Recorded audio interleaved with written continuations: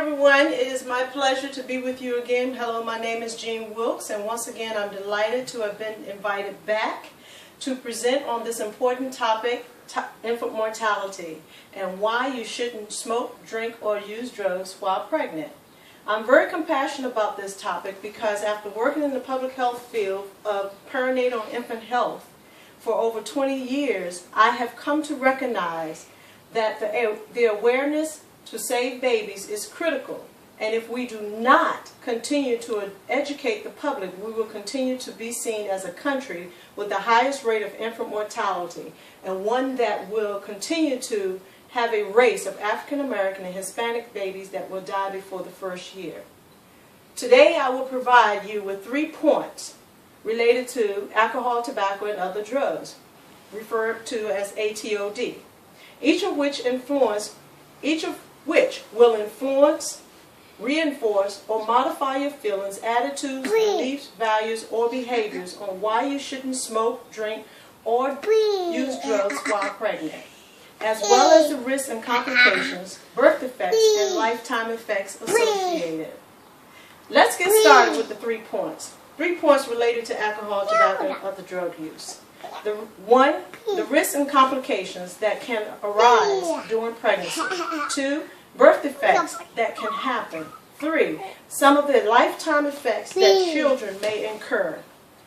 Alcohol consumption. The first point, let's talk about alcohol.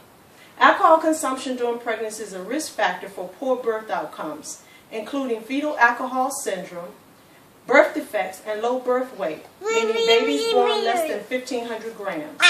In the United States, the prevalence of fetal alcohol syndrome is estimated at 0.5, which means 2.0 cases per 1,000 births.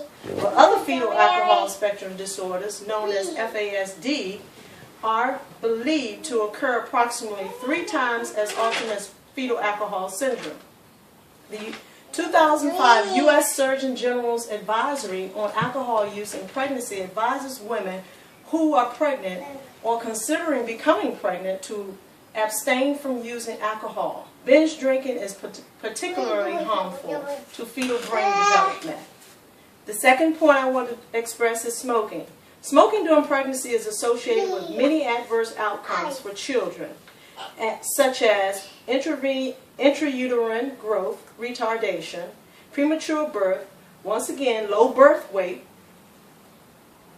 stillbirth, and infant mortality, as well as with negative consequences for subsequent behavior and development. Mothers who are exposed to secondhand smoke are also at risk environmentally. Smoke are also more likely to have babies with lower birth weights, putting them at risk for many health problems. Infants whose mothers who smoke during pregnancy are 3 times more likely to die from sudden infant death syndrome than are babies whose mothers do not smoke during pregnancy. The third point I want to address is drugs. Prenatal exposure to marijuana has been associated with intrauterine growth, retardation, and premature birth. Cocaine use during pregnancy has also been used by pregnant women in our country and is related to intrauterine growth, retardation, and slow neonatal birth behavior, and major congenital abnormalities. Opiate, which is a drug that contains opium and opium derivatives, which is some people refer to as morphine or heroin. Exposure in utero may result in impaired growth, small head size, and extreme behavior withdrawal. American Pregnancy Organization says that using drugs during pregnancy, women are at a much higher risk of miscarriage, premature labor, placental abruption, which can lead to severe bleeding, fetal death, as well as maternal death. So, alcohol, smoking, and drugs. Nationally, drug abuse costs are estimated at more than $144 billion a year, including $503 million associated with health care costs. for drug-exposed newborns.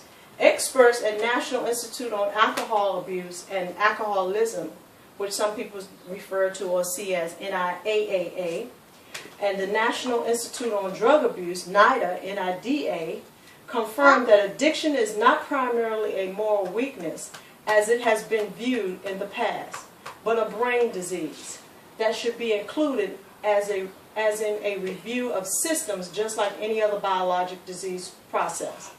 Now, after hearing the risks and complications, birth defects, and lifetime effects of why you shouldn't smoke, drink, or use drugs while you're pregnant, I only have one more thing to say. If any of you are pregnant or planning to become pregnant, just remember that you have a choice, but your baby doesn't, so choose wisely.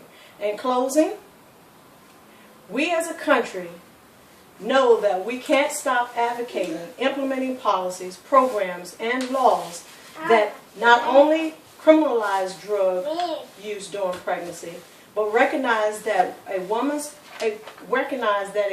substance abuse in pregnancy constitutes criminal child abuse.